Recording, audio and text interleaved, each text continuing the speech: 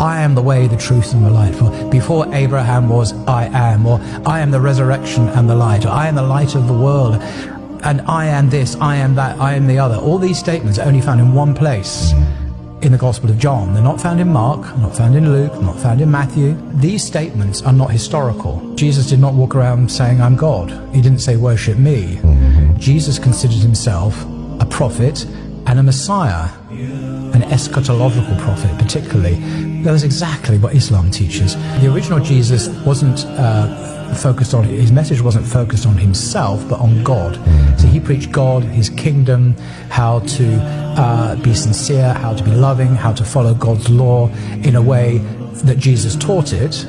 He did not preach Christianity, and this is one of the most fundamental insights, that Jesus was not a Christian.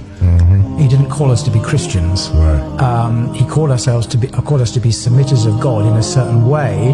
And because I was schooled a little bit in that, when I saw what Islam taught, I recognized a deep correspondence between that, and that was what helped me see the authenticity of Islamic teaching, because what I'd seen about the original Jewish teaching of Jesus, I mean. So you look deep enough, you can see the connection. If you move beyond the superficialities of Islam and Christianity, at a deeper level there is a connection.